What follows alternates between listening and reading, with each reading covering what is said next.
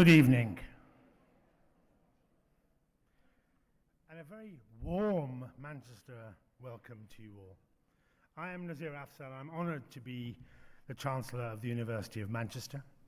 And on behalf of the University, I am delighted to welcome you joining us in person and those who are joining online for this very exciting event. We are honoured tonight to be joined by Cillian O'Kelly, the Consul General of Ireland to the north of England, and Deirdre O'Flaherty, the Vice Consul. Tonight's event will be our third as part of the John Kennedy Lecture Series. The inaugural lecture was given by former President of Ireland, Dr Michael D. Higgins, talking about the role of universities in responding to crisis. Last year, Dame Louise Richardson, President of the Philanthropic Foundation, the Carnegie Corporation of New York, alumni of Trinity College Dublin and native of County Waterford, spoke about the increasing polarisation of society. Dr. John Kennedy founded and made possible the John Kennedy Lecture Series, and we are very pleased to welcome him and his family, Simon, Nuala and Jack, here this evening. Tonight's in conversation style event with Dr. Mary McAleese, the former President of Ireland, and His Excellency Martin Fraser, the Irish Ambassador to Great Britain, should be an engaging and informative look at the topic of a changing Ireland in the wider world. We hope that you here in the audience will participate in the Q&A following the conversation, and those of you online will join via Slido if you use the barcode that is on the screen. I'm pleased now to hand over to the Registrar, the Secretary, and the Chief Operating Officer, the Holy Trinity, Patrick Hackett, who will formally introduce, that's one person, 3 jobs, who will formally introduce tonight's distinguished guests. Patrick.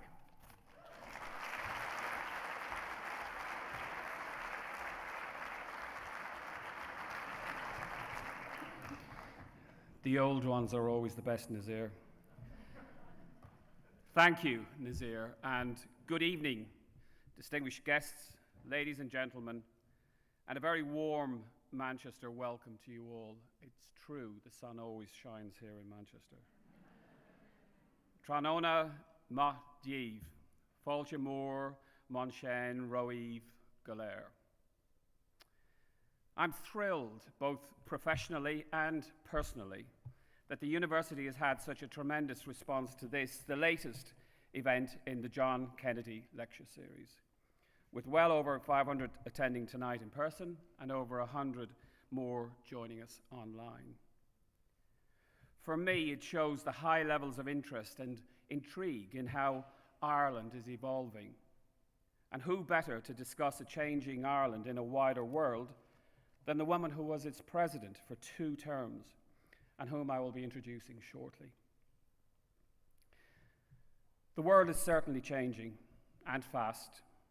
Climate, tech, geopolitics, everything seems to be shifting.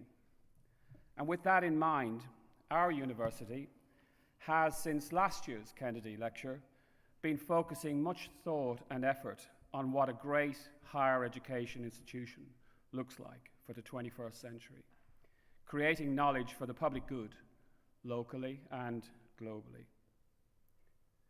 The result is our ambitious new institutional strategy for the next decade, From Manchester for the World, which was launched in October and which we are already beginning to deliver. A key step in delivering our strategy is the university's first major global fundraising and volunteering campaign, Challenge Accepted, which also enjoyed its launch in the autumn. This campaign, which aims to raise £400 million, focuses on 4 areas that define Manchester: student inclusion and success, research with purpose, innovation and enterprise, and culture and community. And it is powered not only by what we do here in Manchester, but by our global community too. Our President and Vice-Chancellor has this very week been in Beijing and Shanghai and is now en route to Hong Kong for launch events with alumni, donors, and partners. But back to tonight, and let me first pay tribute to the exceptional and inspirational Irishman, and may I add, an adopted Mancunian of nearly 70 years, that is John Kennedy. John established John Kennedy Civil Engineering, which became one of the UK's most successful construction and engineering companies. And he has founded and made possible this lecture series through his generous support, based on a passionate belief that success entails putting something back. We feel extremely proud to be associated with him and privileged once again to be hosting this event. Please accept our sincere thanks, John.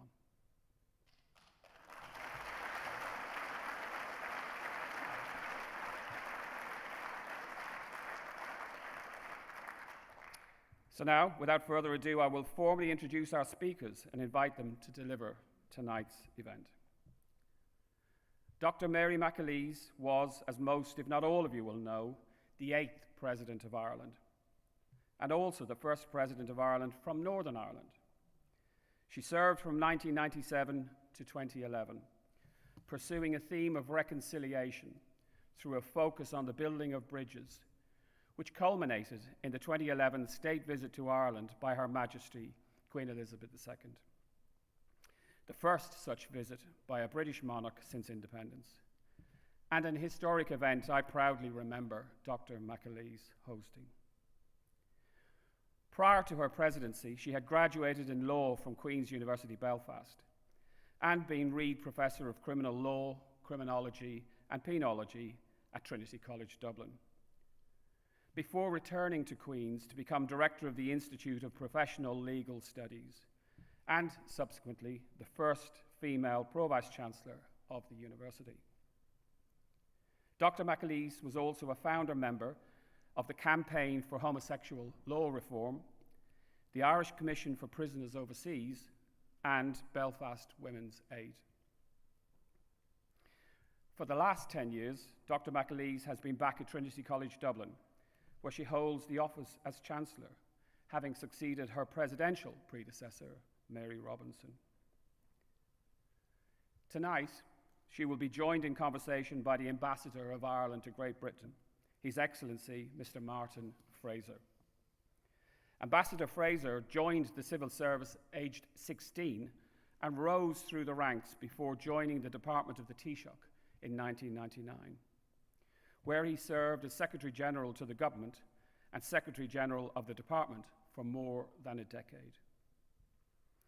Over the years, he has been closely involved in social reforms, responses to the global economic crisis, Brexit, COVID-19 pandemic, as well as the development of British-Irish relations, including work on the Northern Ireland peace process, state visits of the Queen to Ireland, and of President Michael D. Higgins to Britain, and indeed Ireland's decade of centenaries. Distinguished guests, ladies and gentlemen, it is with immense pride that I introduce Dr. Mary McAleese in conversation with the Ambassador of Ireland to Great Britain, His Excellency, Mr. Martin Fraser.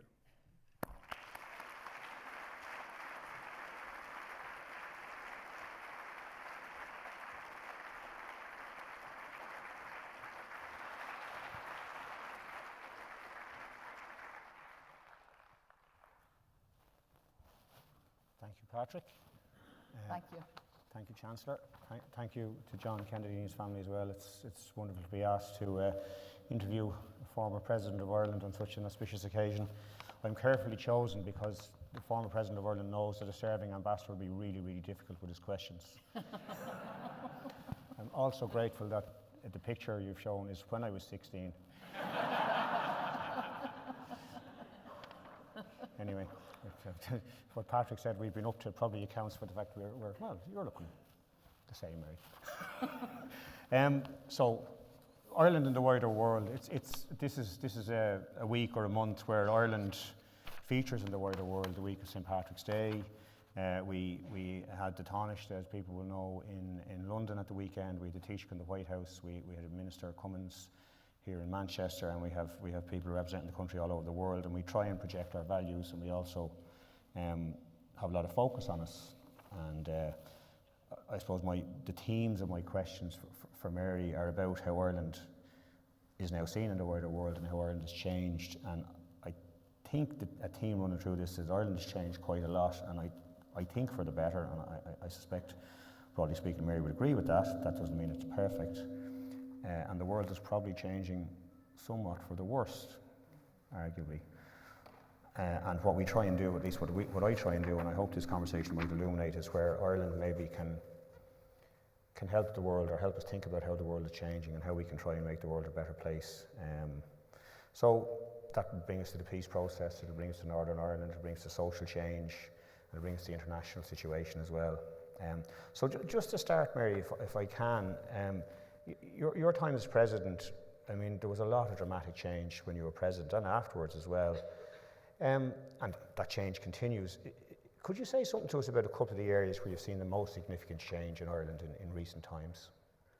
Yeah, thank you very much indeed, Martin. It's good to be in your company. Thank you to John and the Kennedy clan, whom we know well over many years. And we know your late brother, God rest him, Joe, who was a great friend to us, and the work that we did, the building bridges work, as John has been too over the years.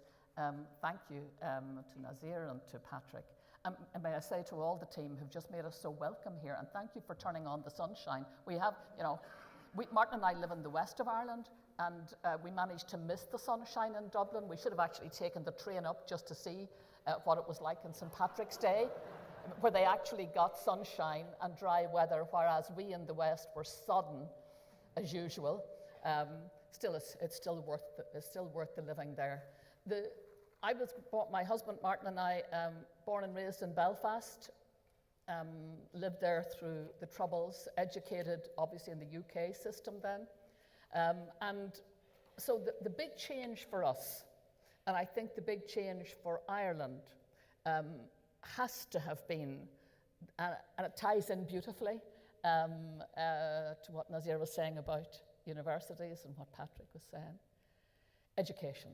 Undoubtedly, the key that unlocked the door to Ireland's genius, Ireland's talent, the flow of it, the free flow of it, the confidence that transformed us from the country that I grew up in. My father was from the west of Ireland, from a poor subsistence farm. My grandparents never knew what it was to have a regular income. They sold a cow a year and paid off their ground rent. And they never had electricity, they never had running water. They could have had the electricity, except that my grandfather refused to have it because he believed, in his words, that it was the devil's own cursed instrument and it would never catch on. What would he be like about AI if he had lived to tell the tale? So that was, my hinterland was that. My own parents left school, my dad left school at 14 and moved to Belfast from the west of Ireland because his aunts had gone there looking for work. There was no work where he was. He left school at 14. My mum left school at 15, became a hairdresser. And so these two people who went on then to have 9 children, of which I was the oldest, they would love to have had the opportunity for education. We knew that from them. They had this passion for education. And in Northern Ireland, and we grew up as, my husband and I, both of us as Catholics in Northern Ireland, and you know the story, it was not, to use David Trimble's famous phrase, it was a cold house for Catholics. Difficult to get jobs, no votes, difficult to get housing, just a plain difficult place for Catholics growing up, second-class citizenship. So how were you going to break loose from that? And Seamus Heaney describes brilliantly in his poem From the Canton of Expectation how those realities played out for his parents' generation. And that would have been my parents' generation too. He described them as living under high banked clouds of resignation. That's a pretty awful place to live in, isn't it? Resignation, acceptance of your situation. I looked at my grandparents, essentially mired in poverty, a strange kind of poverty because there was, It was a poverty where there was pride in who they were also, but every relative belonging to them was either here in England or in America or New Zealand or Australia. So there was loneliness in it and high banked clouds of resignation. But then, Seamus Heaney points out, suddenly this change of mood. That change of mood captured the next generation. It was called the Butler Act. You remember that? That opened up free second level education here in the United Kingdom, and a few years later opened up free second level education in Northern Ireland, which was available to everybody. And that was the thing that made the difference. It wasn't just for a Protestant elite. It wasn't just for an establishment elite. It was for everybody. And the Catholic population, people like my mum and dad, saw this is a chance, not for them. Their chances were kind of past now, but it was a chance for their children. And so we were the beneficiaries of the massification of second level, but in particular, the massification of third level. That's what transformed our lives. We could now aspire to join the professions, to have the confidence that comes from education. And that was for me, and in that same poem, he describes the generation that took advantage of that and flooded through the schools, flooded through a third level as having intelligences brightened and unmannerly as crowbars. It's a phenomenal expression, isn't it? And it says everything you needed to know about the 1960s in Ireland, in Northern Ireland in particular, where they needed the crowbars, the intellectual crowbars, to move the obstacles and remove the obstacles that were in their way. And then they flooded the professions, and they changed the demographics, and they changed the future. They set up, for example, the civil rights movement. Now, unfortunately, we had to then endure the troubles, but at the same time, there were brains working on how would we get out of the troubles? How would we reconcile with one another and live in peace with each other? And how would we do that in justice and fairness and equity and equality? So, and that brain power came from education. Like, one of the sadnesses for me, Martin, today is my husband's an East Belfast boy, and it's a loyalist stronghold. We both, ironically, even though people in Northern Ireland still today live in pretty much ghettoized areas that are defined by, Catholic politics or unionist politics or loyalist politics or Protestant politics or nationalist or Republican, we didn't. We both grew up in Protestant areas, and in my case that was a big bonus. In his case, it was a scary place. If his mommy sent him out to get a pot of jam, he couldn't be sure he'd survive to bring it home. Where I came from in North Belfast, it wasn't just that bad, even though the place turned out to be the place with the worst sectarian story to tell in terms of murders eventually. But looking at that, today, I grew up in a parish with 70% unemployment. What is it today? 70% unemployment.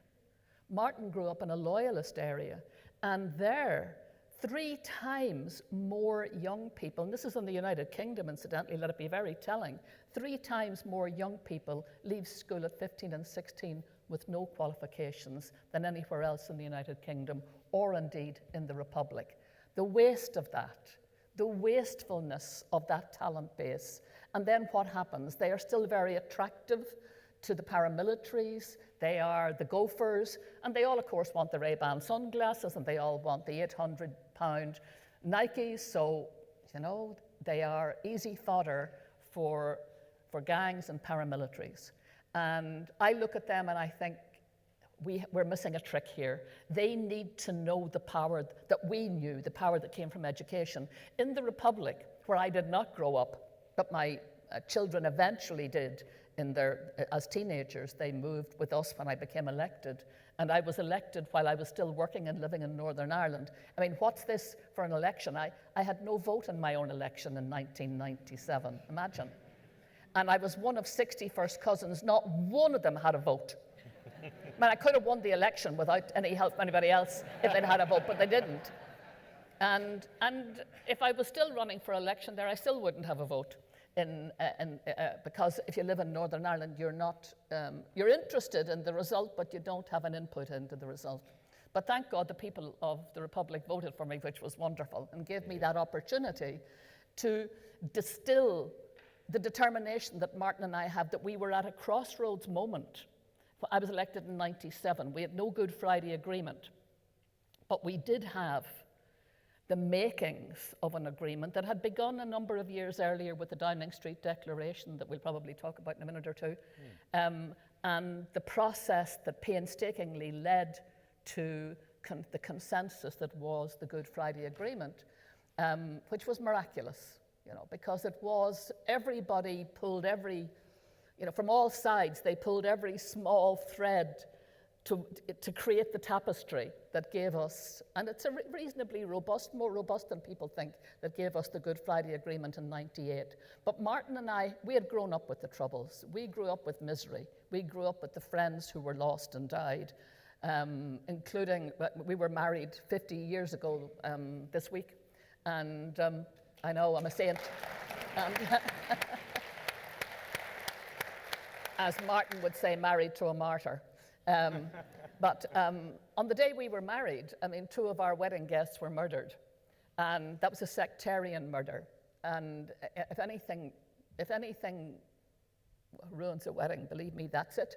And it also ruined it for the next 50 years. We could never ever celebrate on that day, and still couldn't, because the 2 people who died were the loves of my life. They were the 2 neighbours' sons who, I was the oldest of 9, and I'd always wanted older brothers, and they were the older brothers.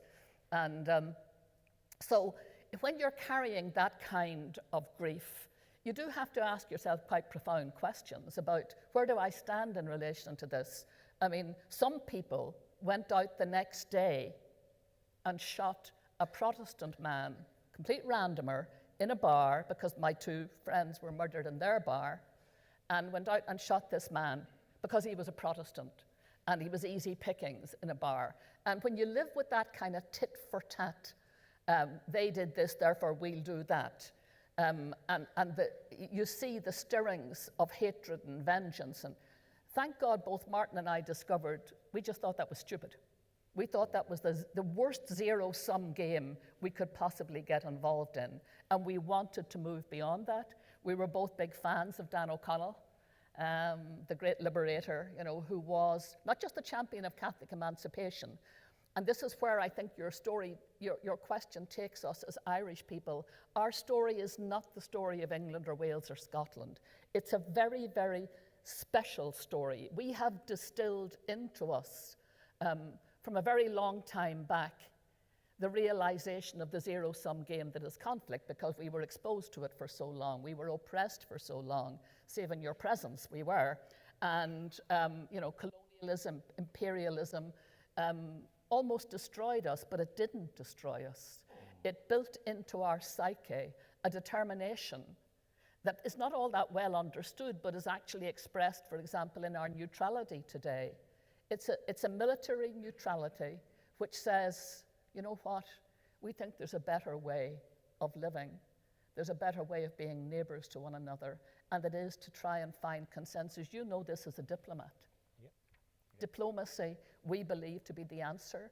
And I think part of our change, if I go back to the question about what changed us as a people, it was our history distilled, our independence lived, and then trying to burn into our independence a momentum towards prosperity, but also securing peace.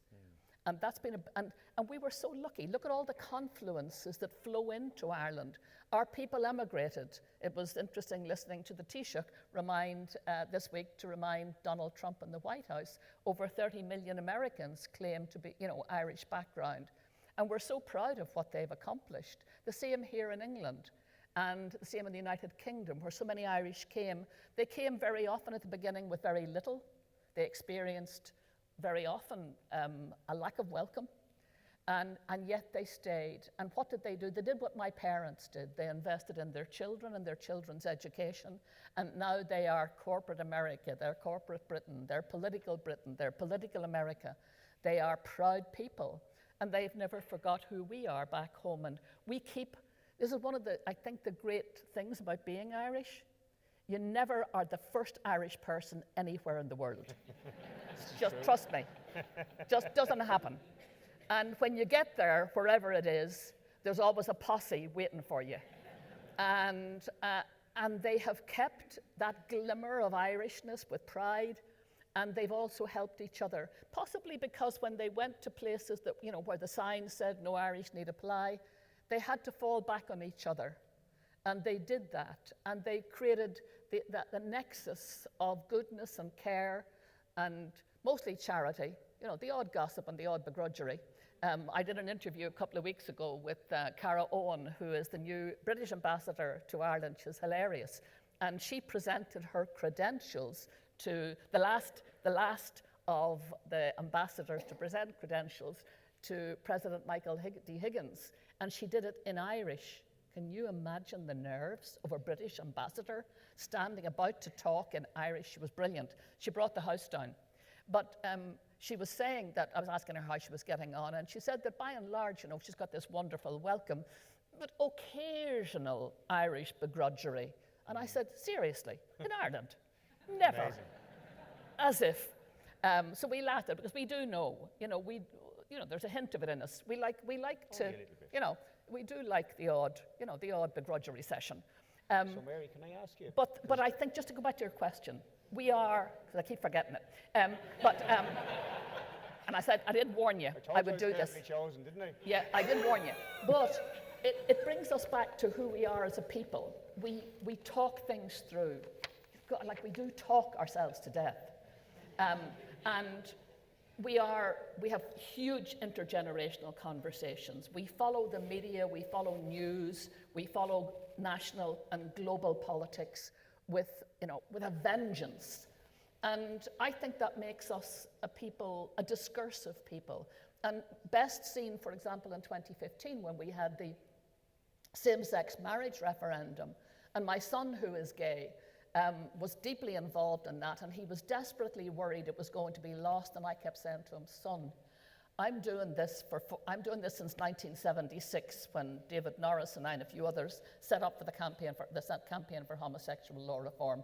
Trust me, it's going to be won, and overwhelmingly. And it was.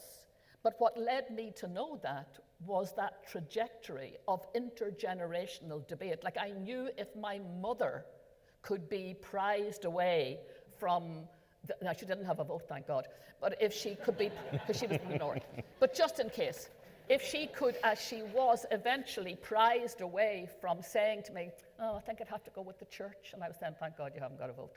And then seeing the joy in her when the referendum was won, because over the debate she had changed her mind, and she and many people like her changed their minds. And that was a wonderful thing to see how we are capable of doing that respectfully. So I think there is something unique, and we have changed quite dramatically from being under the shadow, the theological shadow, the theocratic shadow, the shadow of poverty, the shadow of lack of self-confidence and lack of education.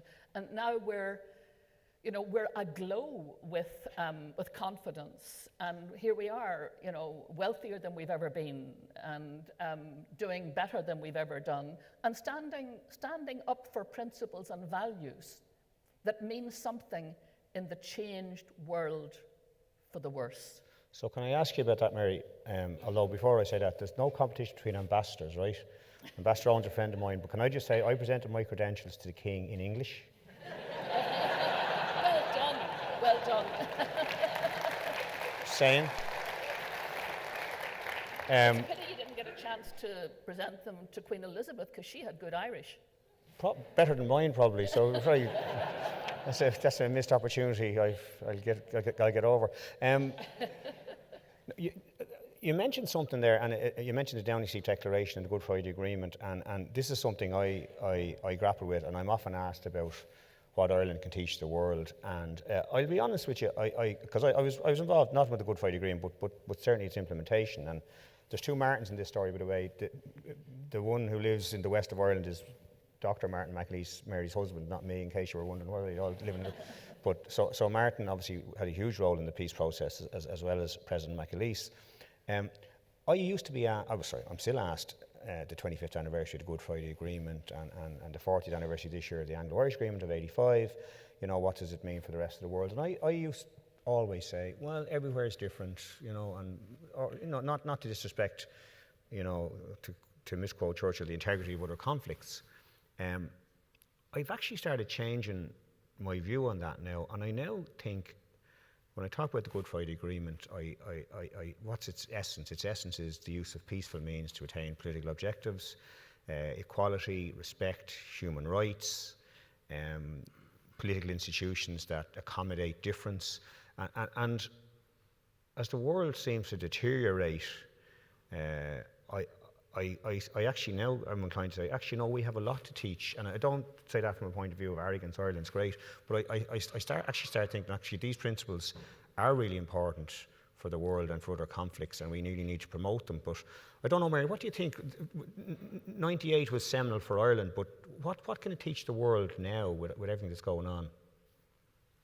I think that's a question that is probably very, very pertinent in the world that we're living in today, where mutual hatreds are just changing. They're changing our globe, they're changing its economics.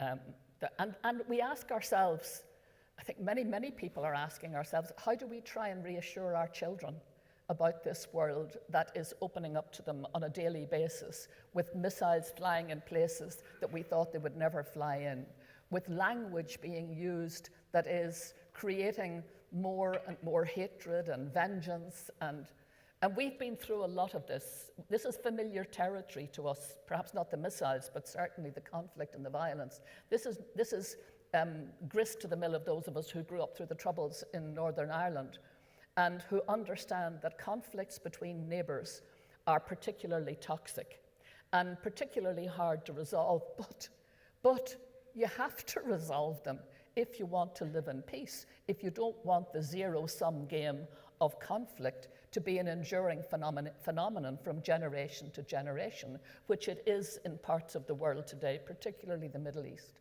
So if I go back to the Good Friday Agreement had a hinterland. That hinterland began much earlier than 1998, running all the way through the conflict. Even though it took such a long, it started at my front door, essentially in Ardoyne and Derry, in Derry/Londonderry, back in towards the latter end of the 1960s. And honestly, I was so naive then. I was a teenager, involved in the civil rights movement, involved in the People's Democracy, which was an expression of kind of student determination to resolve the problems of Northern Ireland.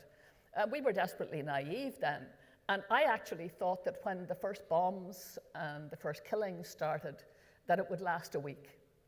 And then I thought after a year it would last a year, and then it lasted 30 years. So one thing I learned is that when the genie of violence is out of the bottle, by God, it's hard to put back in again. It is the hardest thing, try as you might.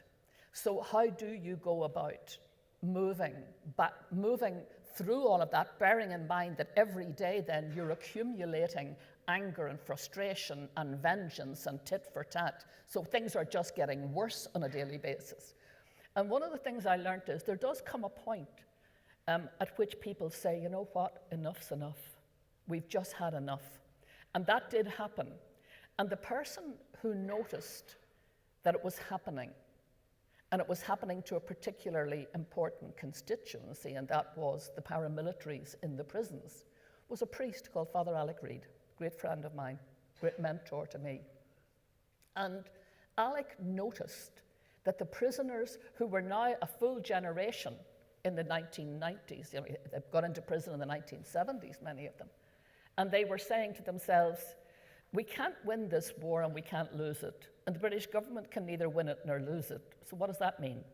And at that moment, Alec could see there was an opportunity to navigate to a fresh way of thinking, to challenge them, and indeed to challenge the British government and the paramilitaries, to produce a new way of looking at the future. And he was the man, if you read the Downing Street Declaration of 1993, it was his idea. He thought, we need to get the paramilitaries out of the equation. We need them to go on ceasefire, we need them eventually to stop being, and we need Sinn Féin to get into politics, and we need the loyalist paramilitaries to go on ceasefire, and we need their loyalist politicians to get in, because he didn't believe in elite solving this or it being solved from the top down, but he believed it would solve from the bottom up. So the Downing Street Declaration was initially crafted in its what I might call rudimentary form by Father Alec Reid. Now I'm going to say something that might sound ridiculous, but for me it was very important, because Alec was a good friend of mine all during those years, and we discussed these matters very often. And where was he coming from? Alec was coming as a priest and a pastor from a firm belief that the only thing that was ever going to radically change the world, and he meant the whole world, not just Northern Ireland, was to embrace what I might call love, but I don't mean by that, fuzzy-wuzzy Pollyanna love. I mean the discipline of not giving in to the self, but to strategically and quite deliberately embrace the other, not to proselytize them, because that was a big, big hinterland in Northern Ireland. Everybody, we were very we were bi-nominal, by everything. And so everybody on one side wanted the others to be embraced, provided the other became them, if you know what I mean. They wanted to proselytize. They wanted to convert. And that's quite disrespectful in many ways. But Alec wanted, knowing that they'd all come from a Christian tradition, though it was never always immediately obvious in Northern Ireland that they'd all grown up with the great commandment to love one another, because it was kind of brackets, doesn't apply to us in relation to the others. So what he wanted was to navigate to a place where actually that great commandment could be a tool that would change the shape of Northern Ireland. And that was his great strength. Now, he didn't go around talking in that kind of language, but that's what impelled him. I know that's what impelled him. And it isn't often said, because John Hume, who was his first port of call, of course, had also been a seminarian. And he too believed passionately, as did Dan O'Connell, his great iconic thinker, believed that no matter what your problems were, no matter how bad they were, and no matter how bad your oppressor, you were always better to try and solve your problems through democratic process, through dialogue. No matter how difficult it was, just keep trying. I mean, Dan O'Connell went to his grave in 1848 thinking he was the worst failure on the planet, but he wasn't, because he left a legacy that eventually, found its voice in John Hume and in the Good Friday Agreement. I mean, Dan O'Connell could have written the Good Friday Agreement. And it was that bringing on board, getting the paramilitaries off the agenda, because for as long as they were doing the stuff they were doing, the wound was always being opened. It never got a chance to heal. And as soon as the Downing Street Declaration, which said that Britain didn't have any selfish, strategic, political or economic interests in Northern Ireland, suddenly the pressure was off the nationalist paramilitaries, and mercifully, the unionists and the unionist establishment paramilitaries, they mightn't have been dead happy with it, but they could see where it was leading to the possibility of peace, as it eventually did. And I think that was, if I'm looking at the problems the world faces at the moment, with a war in Ukraine, war in the diabolical war in the Middle East, that has now spread, like spores going out into a really uncharted future. You have to have leaders who are prepared to analyze the problem in a very, very, I'm going to call it a very objective way. And that's what Alec did. Now, Alec was your bog standard Irish nationalist in some ways, but he was a pastor. And so that transcended everything, and it put him into a space where he felt he had to embrace the other and find a way of negotiating with the other respectfully and leading to a consensus that involved compromise for everybody. It was never going to be win-lose. We'd grown up with win-lose. Look where it got us. Nowhere. Ever, just ever decreasing circles. He believed firmly that there was a win-win possibility, but only if people could dig deep into the yesness in them and the giving in them and the generosity in them. And that's what was the basis, essentially. That was the nucleus of what became the Good Friday Agreement. So you had to have people who thought strategically, who would go around all the constituencies and hawk the Downing Street Declaration before it became that. We were also lucky. We had people like John Major, we had people like Albert Reynolds, we had people like the Secretary of State, Peter Brooke. They eventually, and they had to be persuaded, but they were persuaded because what was going on was so dreadful and seemingly endless. They could see here was somebody who was presenting them with a navigable path. And I think the integrity of that spoke to that constituency. Then we were very lucky that coming up in 1997 when I was elected, in that same year, Tony Blair and Bertie Ahern were both elected.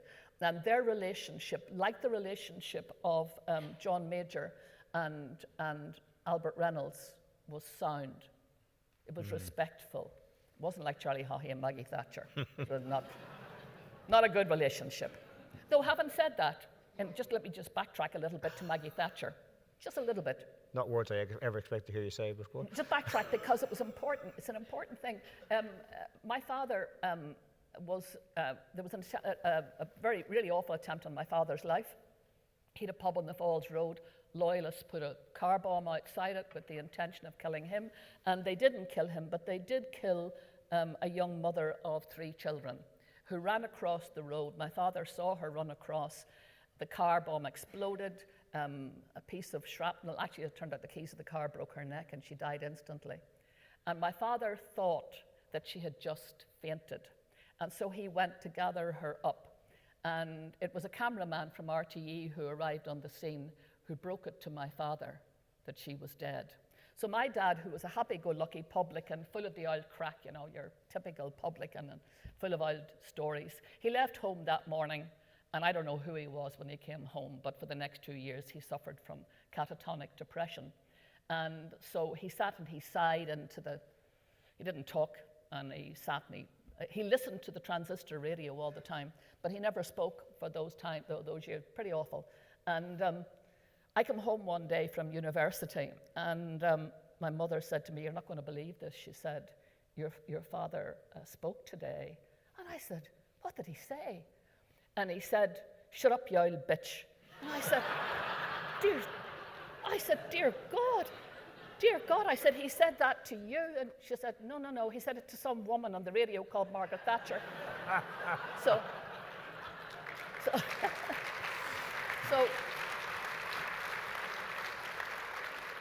we call it the miracle of Maggie Thatcher.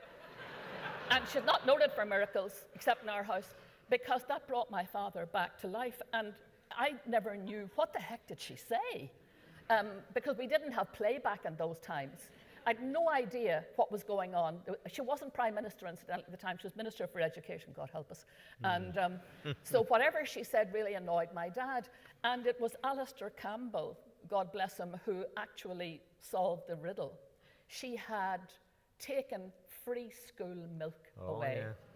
And for my father with 9 kids, that was, that meant a lot. And he was mad as hell.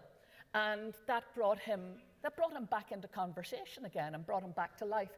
So it just shows you, like, the random things in life that happen, and the randomness for me of looking at what was happening in my country, my place, and the real need for good leadership, and how remarkably, miraculously, this wee priest from Tipperary, Patrick, one of your crowd, tip man, just saw through what needed to be done, and then hawked.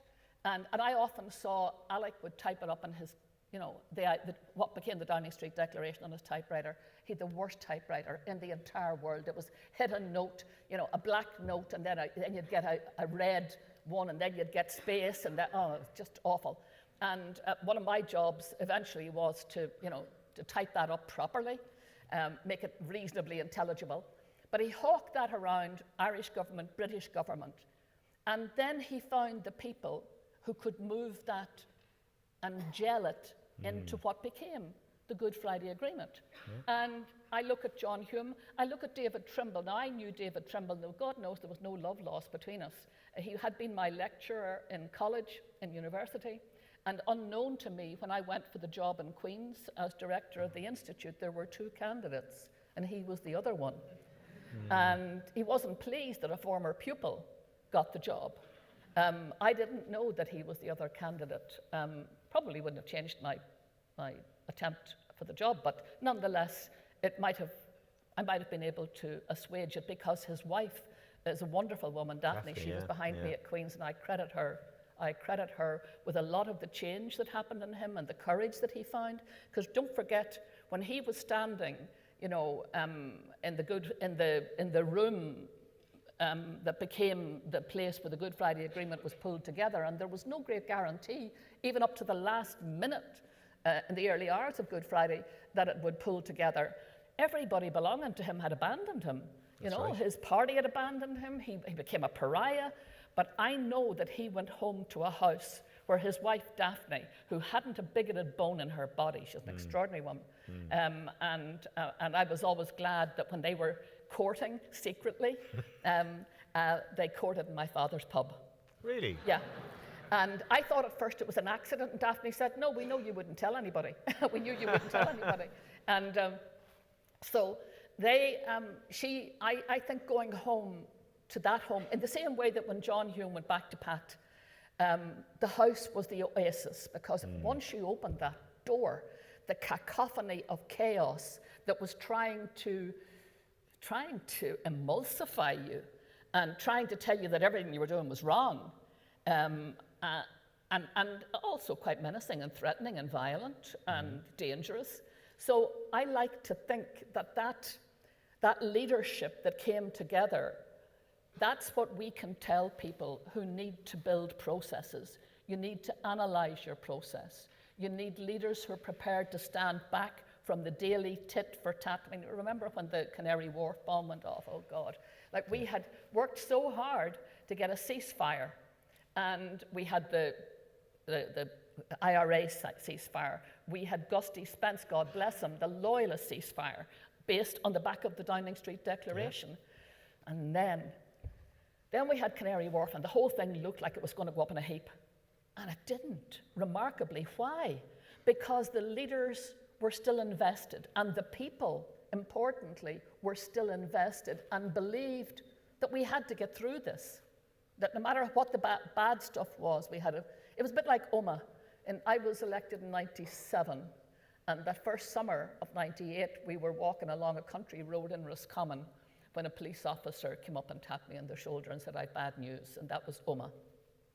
And, it was now, it was Good Friday Agreement, April, the twin referenda on the Good Friday Agreement, North and South, in May, that showed the yesness in people, the desire of ordinary people to compromise enough to carry a future that would be peace and partnership based and parity of esteem based. These were tough things, but people were willing to do it. And then these lunatics, these self-appointed morons, kill people in Omagh. Oh, what heroism there was in killing a mother who was expecting twins. How dreadful. And I remember standing on that road and just thinking, oh, dear God, is it all going to go up in a puff of smoke now?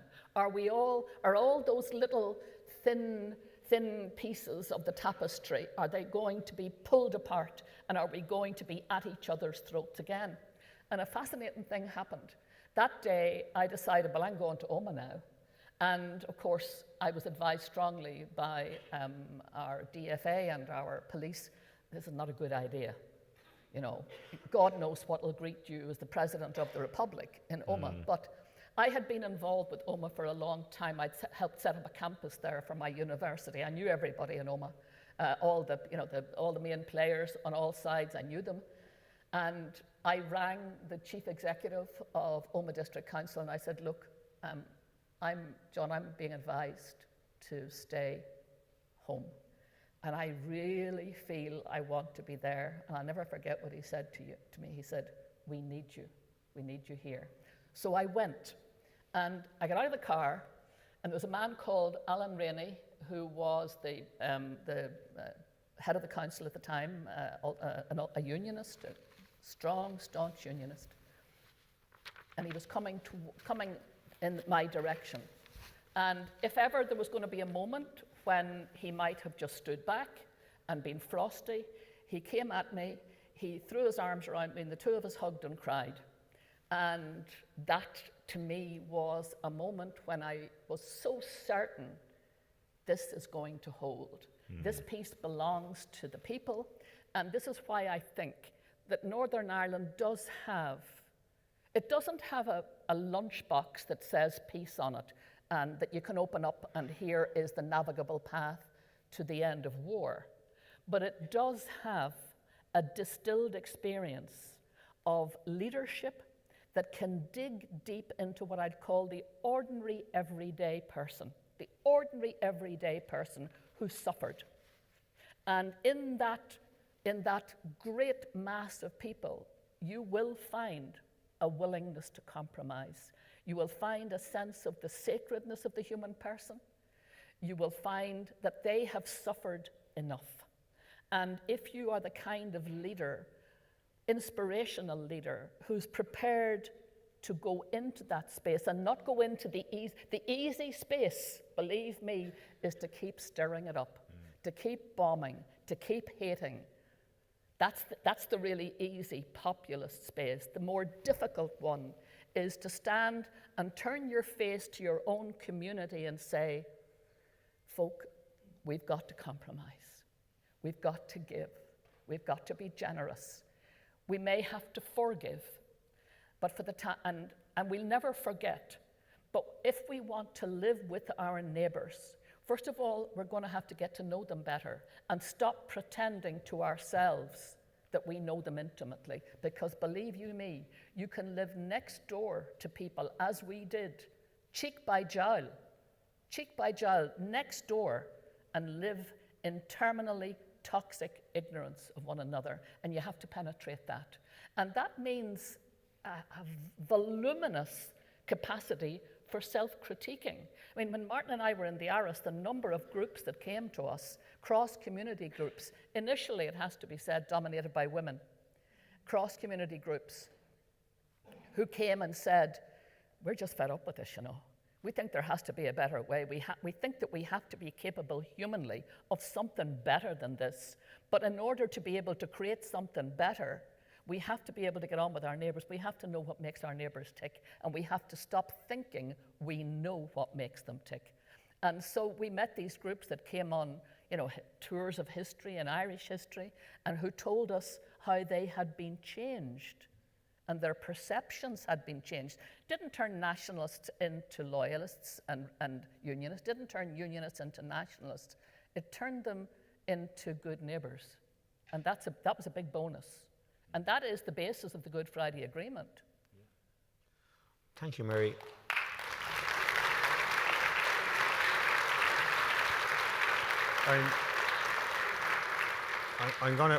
We have 10 or 15 minutes left for questions. Kate is in control of the Slido, and some of her colleagues are in the room. So I might take 2 or 3. You can take your chances. I got 2 questions away. So I'll take 3. I did warn you. I might need my glasses. Put your hand up and we'll take 2 or 3 questions. And then, Kate, you want to give us one from Slido as well? So we go with Kate first. We'll go with Kate first. Right. Shall I start with our most popular online question? If you were starting your presidency now, what would your top priority be?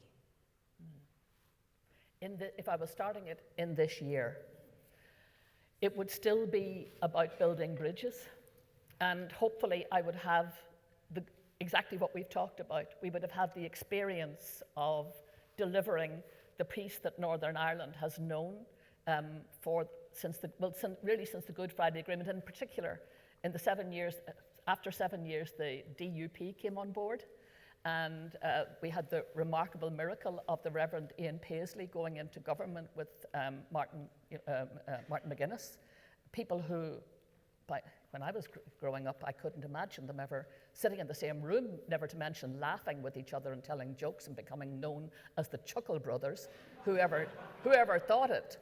And that to me taught me a valuable lesson. Change is possible. We do not have to always default to violence, though it looks like we do. We can default to peace, but it's more difficult than violence. It's not as easy. It is difficult. It's not Pollyanna, but it is doable. And so if I was starting now, I would be looking out at the world that is in chaos and saying, have hope, have faith, stand your ground where you can for principles and values that are about peace and good neighborliness. Do not give in to the vanity and the selfishness and the greediness of my way and only my way, my side and only my side. Try to find the goodness in the other, because that other is your neighbor. And if you want peace and you want partnership, then you're going to have to find a way to create those. And I think it is so difficult. I mean, I saw a document come in from the other day from the Pontifical Commission for Life saying, in the name of God, why does humanity always default to war? And it's true. I mean, I grew up, after the Second World War. And I was born in that generation immediately after the Second World War, when people had been, the ordinary person on the street had lost 70 million people. Everybody hurt.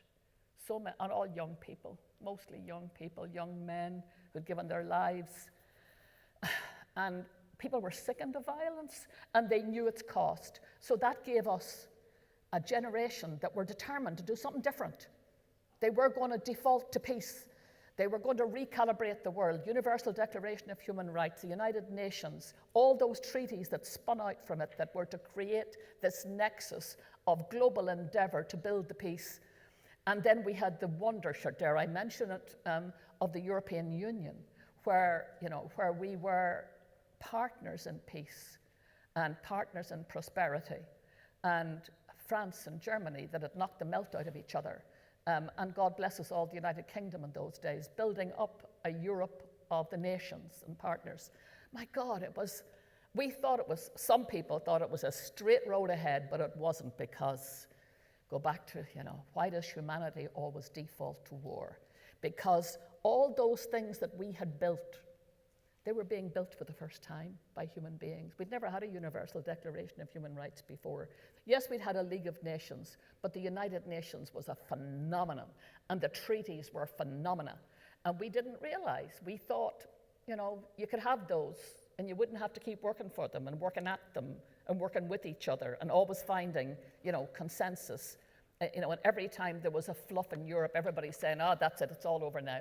No, I would be working. I'm a massive believer in the European Union. I think it was the greatest miracle of my lifetime. So delighted for it, because that also recalibrated our relationship, believe it or not, with Britain. Where did John Major meet Albert Reynolds and become friends? It was as Minister for Finance, sitting around the Brussels table. So that's where I would place my hope. I'd be a convinced European. I'd be standing up for the United Nations and all its treaties, standing up for the Universal Declaration of Human Rights at every hand's turn, and making that, if you like, the aliveness that Ireland could bring to the debate. I mean, I'm sitting beside the man that Ireland is sending as ambassador to the United Nations, And I believe with an absolute passion, we're a tiny little country, but my God, have we got a big story to tell, mostly thanks to you guys. We've a big story to tell. And that story is the distillation of a wisdom that is quite extraordinary. Not always understood in the world, but no better man to explain it. And I think that story in this moment is absolutely needed, because otherwise we'll keep defaulting to war. And we have something to say about that, because that used to be where our lives were. And we hated it, and we wanted out of it. And we built something beyond it that is good, not perfect, not perfect. I mean, the Good Friday Agreement and the institutions are up and running now, and they were 1 minute up and 1 minute down. That's okay. That's politics. We can push our way through the sludge. But what have we got? We have institutions, and we have a treaty, and importantly, we have referenda that told us that this treaty belongs to everybody. Everybody has signed up to it. And so that's where I would go now. That's where I would go. Thanks, Mary. Yeah. I'm going to... I have time for one question. I don't want to keep you all evening, though. I'm sure you'd love to stay all evening. Maybe just one question. Maybe the gentleman here. And I take it from what you said that you would like the United Kingdom to rejoin the European Union. There is the signs of a developing debate and pressure on the Labour Party to commit to that at the next election. So what do you think, not particularly your view, but what do you think the view in Ireland is about us rejoining the EU? And tangentially, what effect might that have on the continuing debate about a united Ireland? Yes, two small questions. well, two big questions. But look, Brexit broke my heart, I'll just tell you the truth.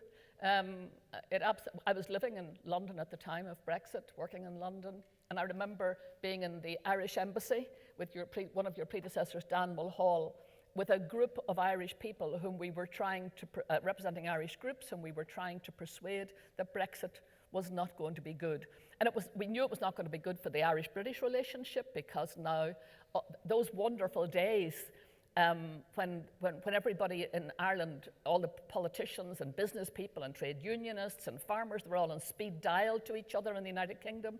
They worked with each other, and the loss of that. But I also knew it was going to be very damaging to the Northern Ireland peace process, and that was lost. The only two politicians came from GB during the campaign to Northern Ireland to make that point.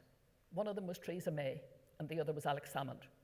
And they were the only two who seemed to understand the massive betrayal of the Good Friday Agreement that many of us believe Brexit to be. Would I wish that they were back again? Oh, with a heart and a half.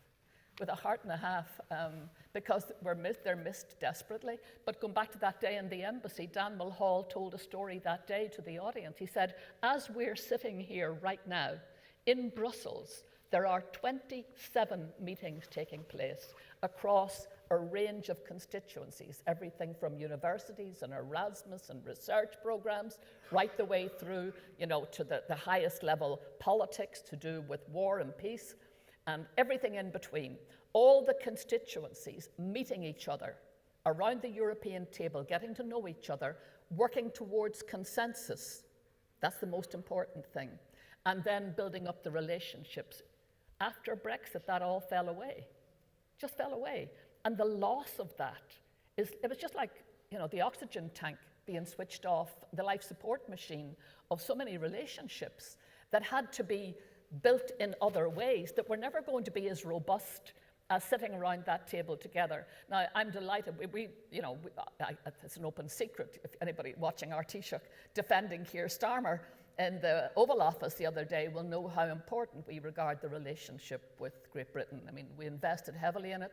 The Queen's visit in 2011 really helped cement and heal history, and in particular set a new agenda for the future, which was wonderful, of partnership and parity of esteem. So, look, I know it's not for me to tell people where their future lies, but I am delighted that Keir Starmer talks about moving in a direction that approximates more towards the European Union, whether it ends up in Britain coming back in again, or whether it ends, for example, in something like becoming part of the single European, the single European system. That would be good, because that would, steady the ship in every way. I think it would be also very good for the British economy. It'd be very good for the Irish economy, for the European economy. Britain has so much to offer. If you don't mind me saying, there is a story about how the European Union, the idea for it, came to move from a simple idea to becoming what it was. In 1950 in Luxeuil, in France, there was a big conference on St. Columbanus. And St. Columbanus was the first man 1,500 years ago to come up with the idea of totius Europae, all of Europe. He had arrived in Europe where they were all beating the crap out of each other, all these minor little kingdoms, as the Roman Empire fell apart, and they were all just, a bit like, now. And, and he went round all the kings, like Father Alex, saying to them, lads, if you want to live in permanent war, grand. But if you've an ambition for something better for yourself, your people, and your children, you might consider working together. You don't have to give in to, you don't have to become the others. You don't have to be overcome by the others. You can be French, German, Irish, Spanish. You can be all those things. But overarching that, you can be European. And it only took 1,500 years for his idea to catch on, which is not a good news story, actually. But eventually, in Luxeuil, in secret, there was a meeting between the Allied heads, the Axis heads, and the neutrals en marge of that conference. And what were they discussing? This mad idea that had been cobbled together by four men, Alcide de Gasperi, Jean Monnet, Robert Schuman, and Konrad Adenauer. The idea, totius Europae. Where did their inspiration come from? It came from Columbanus, because they were raised in the Christian intellectual tradition in Europe, which they knew more about than the Irish. We were all still focused on Columkill and Iona. We missed that. But Columbanus was the great thinker, the amazing, big, broad thinker. And though popes had a different view of him, obviously, because he was a wee bit dubious about them at times. But that's okay. And it was his inspiration that inspired those four men. Anyway, who was at that meeting was a man who's been in the news lately, and with whom poor Keir Starmer has been, regrettably, not very well compared, and that was Winston Churchill. Winston Churchill was in that room, and the idea was put to all those heads, and they all saw what was seen when poor Alec hawked his Downing Street declaration. They saw a pathway through to a better world, and they embraced it. Who else was in that room that day? Was the papal nuncio to France. Who did he become? John the 23rd. What did he do against the run of play and much to the annoyance of his fellow cardinals? He said, if the world has to change, so too does the Catholic Church. And he instigated the Second Vatican Council because he knew the church had to move. And that came from that meeting in Luxeuil around, in secret. We only know about it because Jean Monnet's secretary, there was no minutes ever kept. She eventually told the story a few years ago. And what that speaks to me of is true leadership and true intellectual genius, forging through all the mire and the mess and saying, we've got to try and find a pathway to human decency. We've got to find a pathway to love our neighbours in a real sense, not to say not Pollyanna, not mushy-washy, not romantic love, but this absolute harsh discipline of respect for the otherness of others that allows us to be neighbours to each other without killing each other, that allows us to have different ambitions without wanting to overwhelm each other with our ambition, but rather willing to live in peace and compromise. So for me, that's what the European Union has always been about. Peace through compromise and partnership. Do I want Britain back in again? Oh my God, I'd love to live to see it. I'd love to live to see it. But that's not in my gift, that's the gift of the British people. Where they sold a pup, Yeah. On that positive note,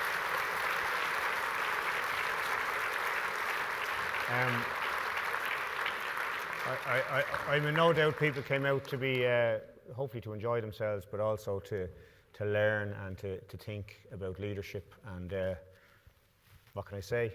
President Mary McAleese, wonderful, wonderful leader. We're so grateful for your time. Thank you.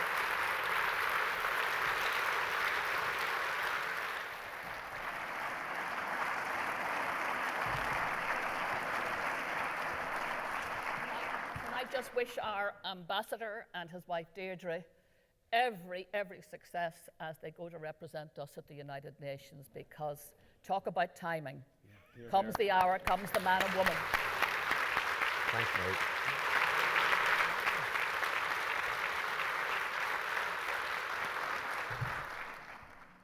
Wow, I'm out of breath. Well, you know, what another supreme treat this lecture series has served up for its third annual event. The bar certainly continues to be set very high. And what an honour to have had the privilege of hearing such an erudite and stimulating set of thoughts from the former President, Dr McAleese. For a fair number of us here tonight, if I may say, our former President, on a changing Ireland in the wider world. So please accept our sincere and grateful thanks for everything that you have done this evening. What has also contributed, I think, to the success of this particular occasion is the in-conversation format. And I'd also like to thank Ambassador Fraser for the part he played and doing so well to get 2 questions in with such distinction. And of course, events such as this just don't happen by magic. My final expression of thanks goes to all the many individuals, colleagues here in the university and friends outside of it, who have worked incredibly hard as a team to ensure that all the arrangements in place and went so smoothly. But I'd like to give a very, very special thank you to our signer tonight, who also kept up with Mary.